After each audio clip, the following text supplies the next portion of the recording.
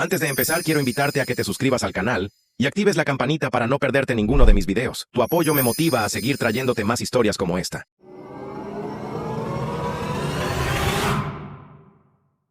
Mis padres se gastaron mis fondos de cirugía en un carro de Navidad para mi hermana, llamándolo una inversión, y luego me dejaron en la puerta de la casa de mi tía diciendo, es una carga.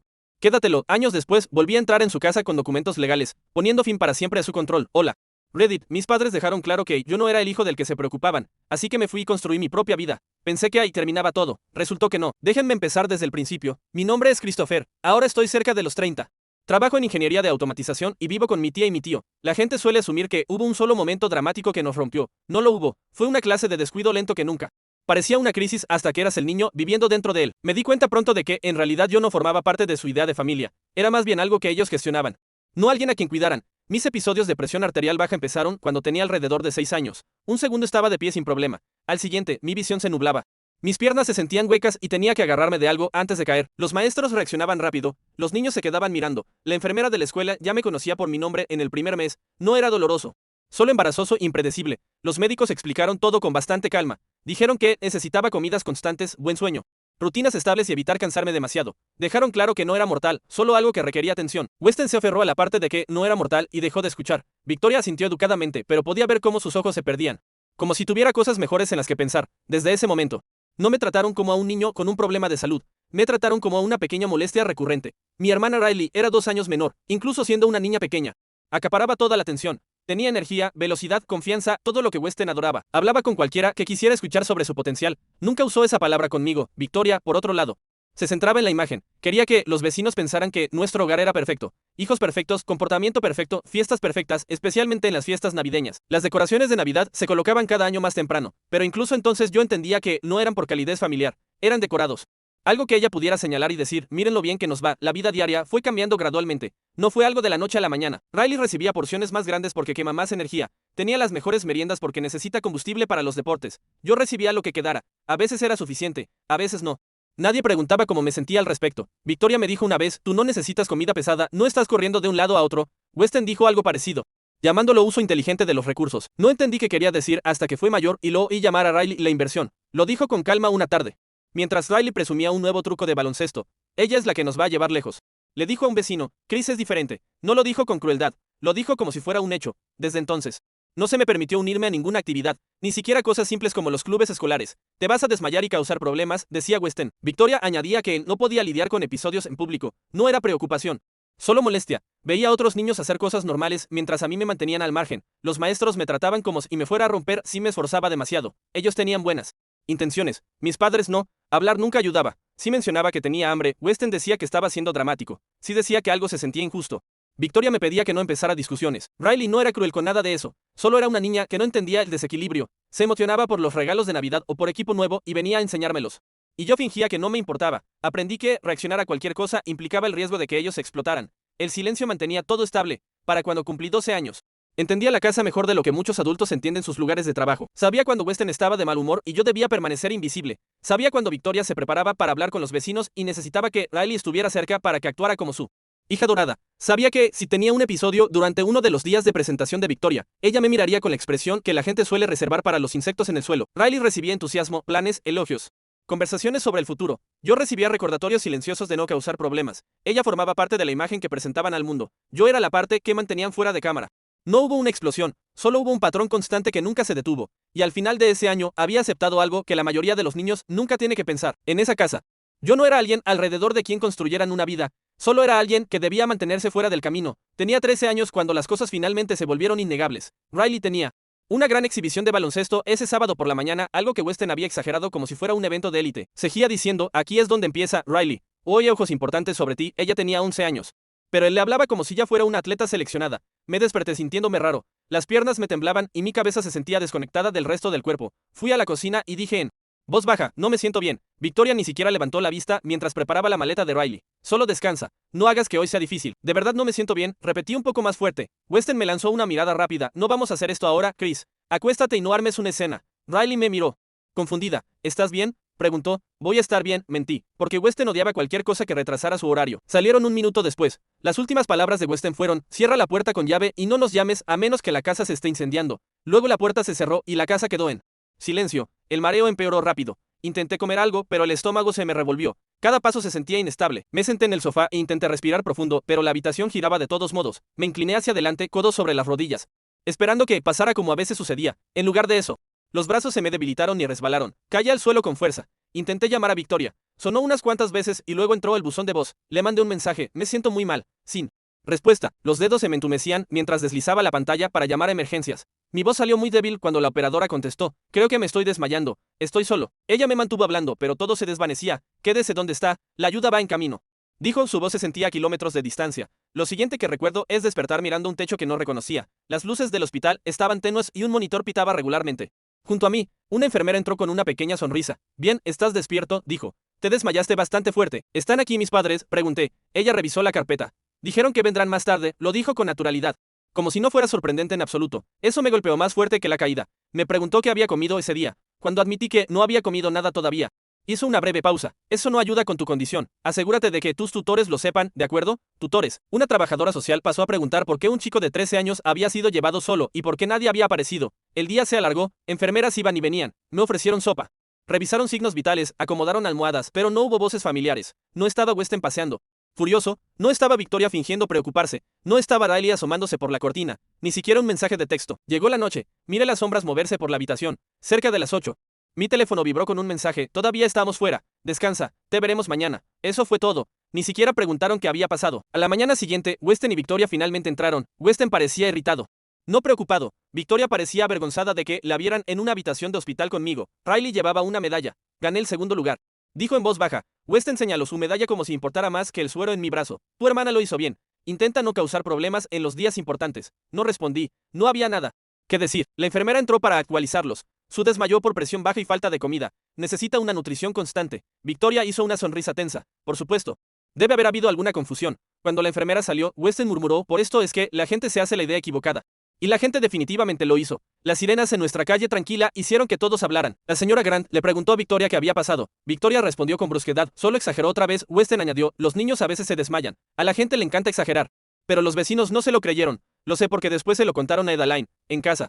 Weston anunció, vas a pasar más tiempo en casa de tu tía. No podemos tener más malentendidos. Victoria añadió, será más fácil para todos. Ninguno mencionó mi salud. Ninguno se disculpó por dejarme solo. Ninguno preguntó cómo me sentía. Cuando Edaline vino a recogerme, dijo en voz suave, estábamos preocupados. Jonathan cargó mi maleta sin preguntar nada. Las primeras semanas después de la visita al hospital, Edaline me preguntaba si quería repetir plato. Jonathan me recordaba que tomara agua. No hacían comentarios sobre cuánto comía ni me comparaban con Riley. No analizaban mis síntomas ni se molestaban cuando me veían cansado. Simplemente lo trataban como parte del día. Una noche en la cena, Jonathan dijo, estás pálido, siéntate un rato. Sin irritación, sin juicio. Acercaba una silla, me pasaba comida sin que sonara caridad y preguntaba por la escuela. Las conversaciones eran simples pero reales. No intentaban presumir ni cuidar apariencias. Simplemente vivían. No tardé en notar que mis episodios se hicieron menos frecuentes. Comidas adecuadas. Sueño constante y la falta de tensión ayudaron más que cualquier medicamento. Seguía teniendo momentos en los que la visión se me nublaba o las piernas se me debilitaban, pero eran más espaciados. Edaline decía, come primero, preocúpate después. Y deslizaba un plato hacia mí. Jonathan me decía que anotara que empeoraba las cosas. No eran consejos médicos, era estructura. Algo que Weston nunca ofreció. Jonathan trabajaba en diseño y pasaba mucho tiempo en un escritorio, pero afrontaba todo como si fuera un proyecto. Un día me encontró en el sofá mirando al techo. Y dijo, ven, déjame mostrarte algo. Abrió una pequeña caja de madera llena de juegos de rompecabezas y cartas de estrategia. Esto ayuda a que tu cerebro se concentre. Explicó, buen entrenamiento para la vida. Estrategia primero, reacción después, pasamos horas resolviéndolos. Al principio era torpe y lento, pero Jonathan nunca me apuró. Decía cosas como, piensa por adelantado, no solo reacciones o los patrones se repiten, si miras el tiempo suficiente, se volvió nuestra rutina. Y no me di cuenta entonces. Pero esa estructura colocó la base de casi todo lo que llegaría a ser más tarde, en la escuela. Los maestros notaron que faltaba menos clases. Algunos asumieron que era porque mi salud había mejorado. No conocían la razón real. No estaba viviendo en una casa que me drenara. Cuando volví a casa en algún día entre semana, el cambio de ambiente era inmediato. Weston tenía la costumbre de suspirar dramáticamente cuando yo entraba en una habitación. Victoria le preguntaba a Riley por su día antes siquiera de mirarme. Riley iba creciendo, estaba más ocupada y más envuelta en el foco de atención que Weston construyó para ella. Apenas le quedaba tiempo para notar otra cosa. Cuando Riley empezó a unirse a más ligas de viaje, Weston se obsesionó aún más con su horario. Presumía con los vecinos, entrenadores e incluso repartidores. Es dedicada. Tiene futuro, y si yo pasaba durante esas conversaciones, no dejaba de presumir. Simplemente hablaba más alto.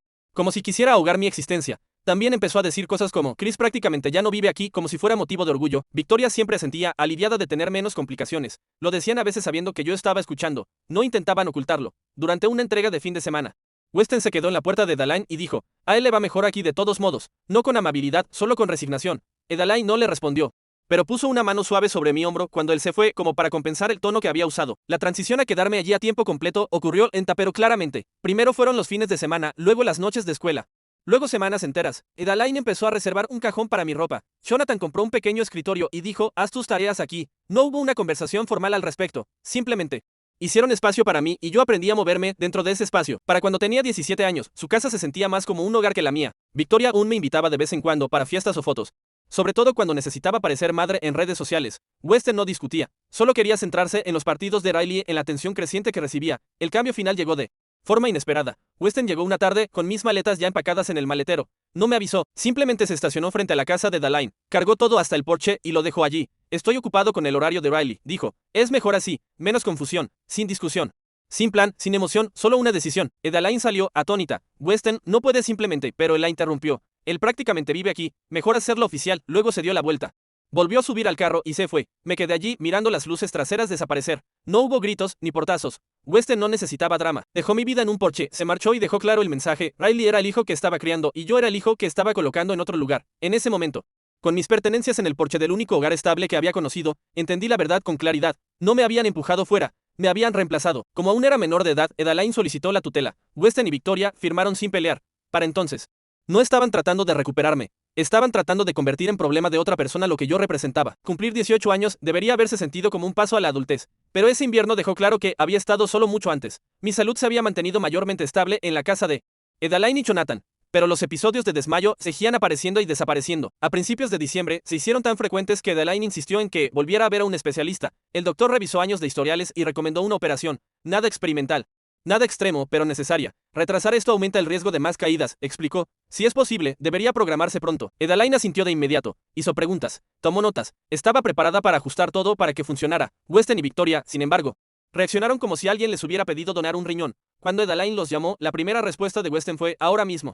Absolutamente no. El peor momento imaginable. No preguntó por los riesgos ni por la urgencia, solo preguntó por el costo. Victoria añadió, son las fiestas. No podemos lidiar con facturas médicas en Navidad. Arruinaría todo. Arruinaría todo. Esa frase se me quedó grabada aunque ya debería estar acostumbrado a ese tono. En ella, Jonathan me llevó aparte después y me preguntó cómo me sentía. Le dije que estaba cansado. Pero no sorprendido, no intentó convencerme de lo contrario. Solo dijo, ya encontraremos alguna solución. Diciembre llegó rápido. Adaline decoró la casa por completo. No intentaba distraerme. La Navidad siempre había sido su época favorita. Pero podía notar que esperaba que las luces y el ambiente cálido ayudaran a mi ánimo. Colgó una corona en la puerta. Puso luces en las escaleras y colocó un arbolito en la encimera de la cocina. Jonathan bromeó, compite consigo misma cada año. Su casa se sentía como un lugar donde la fiesta realmente significaba algo. La casa de mis padres era diferente. La Navidad para ellos era presentación, no celebración. Una semana antes de Nochebuena. Weston nos invitó. No mencionó la cirugía en absoluto. Solo dijo, Riley quiere que todos estén aquí para su sorpresa. Ese era su modo de fingir que éramos una familia unida. Cuando llegamos, lo primero que me llamó la atención fue la entrada. Un carro blanco brillante estaba estacionado perfectamente con un enorme lazo rojo encima. Parecía sacado de un anuncio. Pulcro, perfecto. Caro, Riley estaba a su lado, rebotando sobre los pies, incapaz de ocultar su emoción. Gritó, ¿te gusta? Antes de que alguien pudiera responder, Victoria salió con el teléfono en la mano, ya tomando fotos. Primer carro, regalo de Navidad para nuestra estrella en ascenso, dijo en voz alta, girando a Riley hacia la cámara. Weston se quedó orgulloso detrás de ellas, con el pecho inflado como si hubiera logrado algo heroico. Adaline susurró, no lo hicieron, pero yo ya podía notar que sí. Weston me hizo señas. Mira, Chris, vale cada centavo, dijo. Una inversión a largo plazo. No respondí de inmediato. Solo miré el lazo, el brillo. El evidente precio de todo eso. Mi operación costaba menos que ese carro. El momento no era una coincidencia. Pregunté en voz baja, entonces. Lo de la cirugía es, Weston no dudó. No vamos a pagar eso ahora. Luego añadió, este carro tiene más sentido a largo plazo que tonterías de hospital. Victoria intervino sin mirarme. No. Conviertas esto en una escena. Es Navidad. Jonathan dio un paso al frente, pero Adaline levantó la mano para detenerlo. Ella caminó hacia Weston.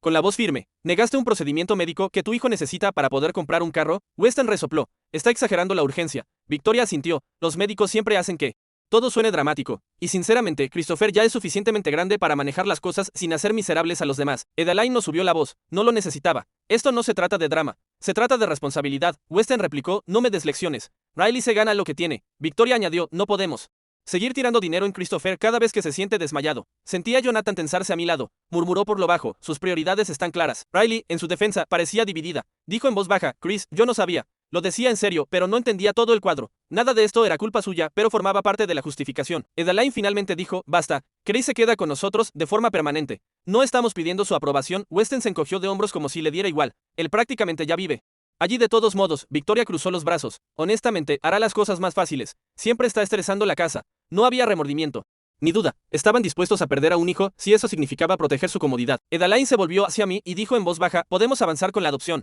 Si eso es lo que quieres. Miré las luces de Navidad enrolladas en las barandas del porche. El aire frío hacía que todo se sintiera más nítido. Sí. Dije, quiero eso. No fue una escena. Fue una decisión. Mientras volvíamos hacia el carro, el viejo y rayado de Edaline. Miré una vez más el nuevo vehículo de Riley. El enorme lazo ondeaba con el viento como una bandera plantada en medio de la verdad. Esa noche, Edaline y Jonathan empezaron el papeleo en la mesa de la cocina, y yo dejé de pensar en Weston y Victoria como algo que necesitaba arreglar. Cumplí 18 años antes de que todo se finalizara, pero Edaline y Jonathan no se detuvieron solo porque el calendario hubiera cambiado. Terminamos el proceso de todos modos. Cuando la adopción se concretó el año en que cumplí 19, fue casi anticlimático. Weston y Victoria firmaron los papeles como si estuvieran saldando una factura, sin objeciones, sin preguntas, sin muestras de emoción. Edaline me abrazó fuerte después y dijo, ahora sí podemos planear tu futuro. Jonathan añadió, borrón y cuenta nueva, empezar de cero. Le creí, la cirugía se llevó a cabo. Un mes después, no fue complicada, pero corrigió el problema de fondo que los médicos habían estado observando durante años, lo que hacía que mi presión se desplomara de la nada. Jonathan se quedó conmigo durante el procedimiento y Edaline se encargó de cada detalle cuando me dieron de alta. Por primera vez, la recuperación se sintió tranquila en lugar de estresante, sin culpa, sin tensión, solo descanso. Pasé esas semanas de recuperación sentado en la mesa de la cocina con mi portátil, haciendo cosas básicas para pasar el tiempo, navegando por foros, viendo tutoriales, leyendo guías al azar sobre tecnología. Jonathan vio lo que estaba viendo una tarde y preguntó, ¿alguna vez has pensado en aprender a automatizar cosas? Básicamente es resolver rompecabezas con código. Sabía que me gustaba la estructura, la lógica y todo lo que tuviera reglas. No era una sugerencia, era más bien que reconocía la forma en que yo ya pensaba. No sabía nada de programación entonces, así que empecé con lo básico. Cursos sencillos de Python, ejercicios pequeños, imprimir texto en la pantalla. Encajó rápido. Programar tenía el mismo atractivo que antes tenían los juegos de estrategia. Entrada clara, salida clara. Sin manipulación emocional, sin adivinar cómo reaccionaría alguien. Solo instrucciones y resultados. Jonathan me animó. Apégate a un horario, dijo. La práctica pequeña de cada día derrota a los arrebatos aleatorios. Así que fijé uno. Lectura en la mañana, retos de código en la tarde, scripts de práctica en la noche. Se convirtió en rutina. Para cuando tenía 20 años. Ya había dejado atrás los proyectos de principiante y empecé a automatizar pequeñas tareas en la casa de Edaline y Jonathan. Organizar archivos, llevar registro de gastos, programar recordatorios. No era impresionante, pero se sentía productivo. Edaline dijo, esto está ayudando más de lo que crees. Y lo decía en serio. Ser útil se sentía bien. Un día, Jonathan me mostró un problema que tenía en el trabajo. Necesitaba extraer datos de cientos de facturas manualmente. Le tomaba horas. Le pregunté si podía intentar algo. Escribí un script rudimentario. O que leía los archivos y extraía los campos automáticamente. No era perfecto, pero le ahorró unas cuantas horas. Jonathan vio el programa ejecutarse y dijo, Chris, esto es valor real. Ese fue el momento en que entendí que la automatización no era solo un pasatiempo, era un camino. Empecé a postularme a prácticas y empleos junior en tecnología. La mayoría me ignoró. Algunas empresas me rechazaron directamente porque no tenía título universitario, pero una pequeña empresa de software me llamó para una entrevista porque les gustaron los ejemplos de automatización que envié. Me contrataron como desarrollador asistente. No era nada glamuroso. Tareas de mantenimiento, documentación, pruebas de módulos, pero tuve acceso a mentores y aprendí rápido. Mi desarrollador líder, Márquez, me dijo una vez, ya piensas como ingeniero, solo te falta experiencia. Así que absorbí todo. APIs, lógica de flujos de trabajo, estructuras de datos, frameworks de automatización. Se sintió como descubrir un idioma que siempre había estado destinado a hablar. Para cuando tenía 21 años, construí mi primera herramienta interna importante para la empresa. Automatizaba un flujo de trabajo de varios pasos que los empleados usaban a diario. Algo que tomaba 10 minutos ahora tomaba 30 segundos. La gerencia se dio cuenta. Márquez me dijo, nos has ahorrado docenas de horas a la semana con esto. Ese reconocimiento significó más que cualquier nota o cumplido que hubiera recibido creciendo. Mientras tanto, Weston y Victoria empezaron a reaparecer de pronto a través de otros. No directamente conmigo. Una vecina le dijo a Edaline, tu hermano comentó que Christopher trabaja ahora en tecnología. Siempre supo que serías brillante. Otra persona dijo que Victoria estaba presumiendo de cómo apoyó tu interés por las computadoras cuando eras niño. No me habían comprado ni un solo dispositivo en la vida. Su versión de los hechos. Era ficción, pero repetirla los hacía parecer padres involucrados. Yo lo ignoré todo. A los 22 años pasé de junior a ingeniero de automatización de tiempo completo. La empresa confió en mí para proyectos más grandes, automatizar flujos de incorporación, crear paneles, optimizar sistemas de backend. Me gustaba el trabajo porque no dependía del estado de ánimo de nadie. Si algo fallaba, los registros me decían por qué. Si algo funcionaba, lo hacía de forma constante. Era honesto. A los 23 años. Había construido suficiente credibilidad para que me consideraran uno de los especialistas en automatización más sólidos de la empresa. Reclutadores empezaron a escribirme por LinkedIn. Un día recibí un correo de una gran empresa tecnológica, una de las compañías más centradas en automatización del país. Querían entrevistarme para un puesto de ingeniero de tiempo completo. Jonathan leyó el correo sobre mi hombro y dijo, ¿ves? Alguien por fin reconoce lo que vales. Edaline me abrazó y dijo, esto lo lograste tú, no ellos, tú. Cuando llegó la oferta, con salario, beneficios y trabajo remoto flexible, acepté sin dudar. No se trataba del dinero, se trataba de estabilidad, la prueba de que los años de estar relegado en casa no me definían, más o menos por ese tiempo. Weston intentó escribirme por redes sociales. Puso, supe la noticia. Orgulloso de ti. Deberías venir a visitarnos algún día. Victoria comentó en el anuncio de mi trabajo. Siempre creímos en ti. No respondí. Ni siquiera sentí tentación de hacerlo. Para finales de los 23 años, estaba económicamente estable. Construyendo un futuro con habilidades que había ganado por mí mismo y viviendo con las únicas personas que me habían mostrado lo que significa la familia. Podía haberme mudado, pero quedarme tenía sentido. Ayudaba en la casa, cubría gastos y mantenía mi rutina estable. Weston y Victoria existían como extraños de otra vida, irrelevantes para la que estaba construyendo, y por primera vez, estaba completamente en paz con eso. Tenía 24 años y estaba afianzándome en mi rol como ingeniero de automatización cuando todo volvió a cambiar. Una noche, después de un largo día, depurando flujos de trabajo, llegué a casa esperando la tranquila rutina de Dalain y Jonathan. En cambio, vi un par de zapatos desconocidos en la puerta, caros, del tipo que a Weston le gustaba comprar para encajar con la imagen familiar. Adentro, Riley estaba sentada en el borde del sofá, con los codos sobre las rodillas, mirando al suelo como si no pudiera sostener la cabeza. Tenía el cabello despeinado, la ropa arrugada y se veía más pequeña de lo que recordaba. Cuando levantó la vista hacia mí, tenía los ojos rojos. Chris, susurró, como si decir solo mi nombre ya le costara esfuerzo. Cerré la puerta con suavidad. ¿Qué pasó? Negó con la cabeza al principio, como si no pudiera ordenar la historia. Edalain salió de la cocina. Puso un vaso de agua frente a ella y dijo, llegó hace una hora. No dijo casi nada hasta ahora. Jonathan añadió, está a salvo. Eso es lo importante. Pero incluso él se veía alterado. Riley respiró hondo y por fin dijo, ya no podía quedarme allí. No tenía que especificar en qué casa. Se veía agotada de una forma que el sueño no arregla. Los hombros caídos, las manos temblando levemente. No era la chica ruidosa y confiada que Weston había convertido en pieza de exhibición. Parecía alguien que había estado cargando un peso mucho más pesado de lo que cualquiera imaginaba. Lo intenté. Dijo, de verdad lo hice. Me senté frente a ella. Cuéntame desde el principio. Asintió despacio, tratando de ordenarse. Después de que te fuiste, todo empeoró. Papá quería asegurarse de que yo no perdiera el enfoque. Dijo que el carro era prueba de lo que esperaba de mí. Lo llamaba una inversión que no iba a dejar desperdiciar. Lo había sospechado. Weston nunca regaló nada sin condiciones. Riley continuó. Todos los días eran práctica, entrenamientos, ver grabaciones. Sí quería ver a mis amigas. Él decía, no vas a tirar años de trabajo por tonterías infantiles. La voz le tembló. Dijo que yo no tenía idea de cuánto había gastado en mí. ¿Y mamá? Pregunté. Riley soltó una risa cansada. Me hacía sentir culpable constantemente. No nos hagas quedar mal. La gente está mirando. Las familias se sacrifican por el éxito. Tragó saliva. Me culpaba cada vez que papá se enojaba. Decía que yo lo estaba estresando. Los patrones eran familiares, solo que dirigidos a otro objetivo esta vez. Se frotó la cara con ambas manos. El carro no era libertad. Era una herramienta de presión. Papá decía, si dejas el baloncesto, te lo quito y te corto todo. No olvides quién te dio oportunidades. No la interrumpí. Nunca la había escuchado hablar tan abiertamente. La voz de Riley bajó. Cuando cumplí 22, les dije que quería dejarlo. Mi rodilla ha estado peor. El doctor dijo que debería descansar, pero cuando dije las palabras, ya no quiero jugar. Papá estalló. ¿Qué tan mal? Pregunté. Ella se estremeció. Gritó casi una hora. Dijo que era desagradecida, floja, dramática. Dijo que estaba tirando a la basura lo único por lo que la gente me conocía. Los ojos se le llenaron otra vez. Mamá dijo que, si dejaba de jugar, todos iban a pensar que ellos habían fracasado como padres. Jonathan apretó la mandíbula al oír eso. Edalain se acercó y puso una mano en el hombro de Riley. Riley susurró, hice una maleta pequeña. Después de que se fueron a dormir, no sabía dónde ir, pero sabía que no podía quedarme, así que vine aquí. Asentí. Hiciste lo correcto. Ella me miró como si no estuviera segura de creerlo. Edalain se inclinó hacia adelante. Te quedas con nosotros. Sin condiciones. El rostro de Riley se desmoronó. Una mezcla de alivio y agotamiento. Gracias, exhaló. Esa noche, después de que se durmió en la habitación de invitados, me senté en la mesa del comedor con mi portátil. Jonathan arrimó una silla a mi lado. ¿Cuál es el plan?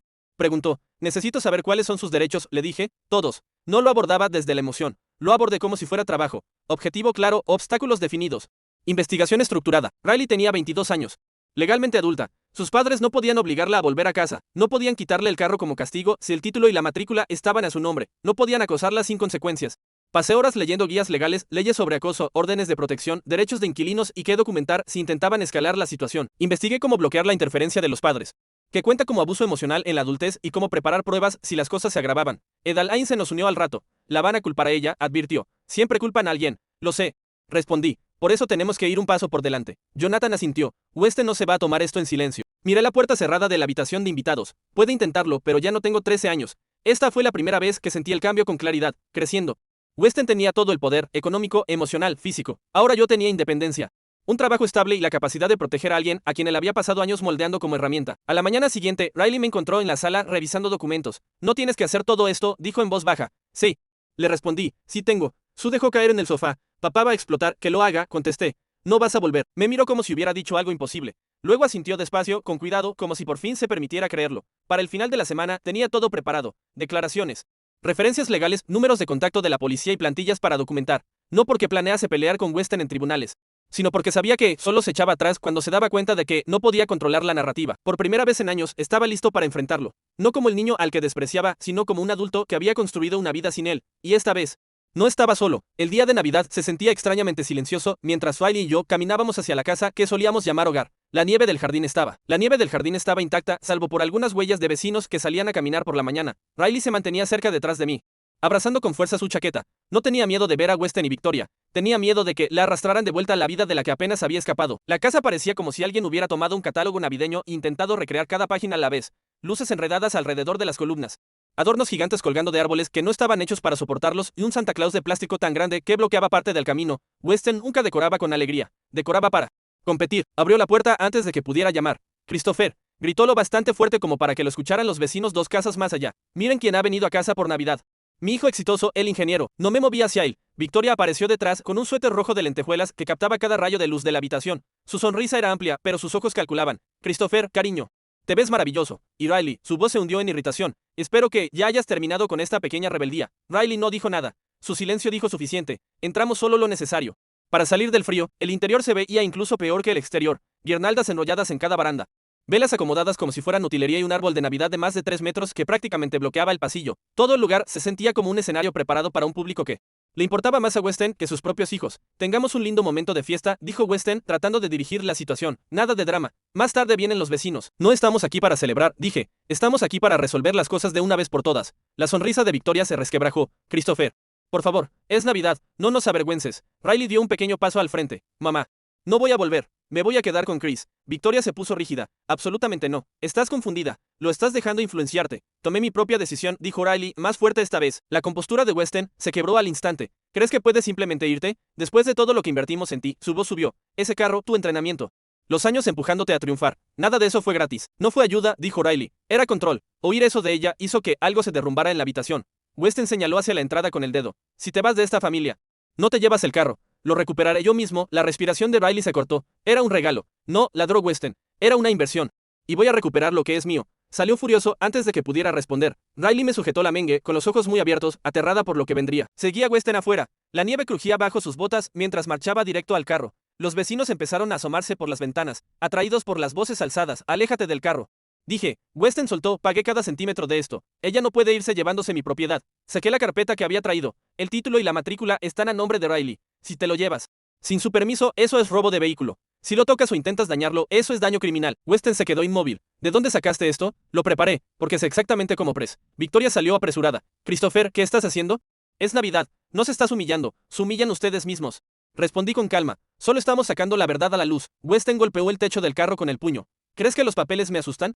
¿Crees que puedes poner a mi propia hija en mi contra? Riley se colocó a mi lado. Papá, por favor, Deitant. Solo quiero paz. La voz le tembló, pero se mantuvo firme. Él le señaló como si fuera una desconocida. Si te vas, no esperes nada de nosotros nunca más. Ninguna ayuda, nada. Nunca me han ayudado, dijo Riley en voz baja. Esa frase golpeó más fuerte que cualquier otra cosa. Dentro de la casa, Victoria caminaba de un lado a otro en la puerta, susurrando frenéticamente. La gente está mirando. La gente está mirando. Christopher, basta. Estás arruinando nuestra fiesta. Abrí la carpeta por completo y le tendí a Weston un juego de documentos. Esto es lo que va a pasar ahora. En cuanto el juzgado vuelva a abrir, voy a solicitar una orden de no contacto por acoso. Cualquier intento de intimidar, rastrear, amenazar o interferir conmigo o con Riley se vuelve legalmente denunciable. Victoria parpadeó, incrédula. No puedes hacerle eso a tus propios padres. Ustedes lo hicieron fácil. Dije, aquí hay declaraciones que documentan años de presión sobre Riley. Notas de médicos que ignoraron. El relato escrito de Riley sobre el abuso emocional. Pruebas de su intento de recuperar el carro. Todo está preparado. El rostro de Weston se oscureció. ¿Crees que puedes arrastrarnos a un juicio y ganar? No necesito ganar, respondí. Solo necesito poner límites. Y la ley ahora está del lado de Riley. Los vecinos ya miraban abiertamente. Algunos en los porches, otros susurrando, otros grabando con sus teléfonos. El mayor miedo de Weston, la humillación pública, se le envolvía alrededor como el aire frío. Ladró, seguimos siendo tus padres. Negué con la cabeza. Son personas que solía conocer. Nada más. Los ojos de Victoria se llenaron de pánico desesperado. Christopher, por favor. Piensa en cómo se ve esto. Lo estoy haciendo, dije, por primera vez.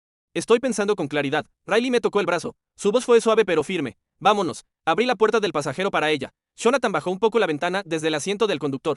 ¿Todo listo? Asentí. Ahora ya lo saben todo. Mientras Riley subía al carro, Weston gritó detrás de nosotros. Se van a arrepentir. Los dos, pero ninguno de los dos, se dio la vuelta. Nos alejamos mientras las luces de aquella casa sobredecorada parpadeaban en los espejos, ruidosas, brillantes, desesperadas. Un símbolo perfecto de personas que se preocupaban más por la imagen que por la verdad.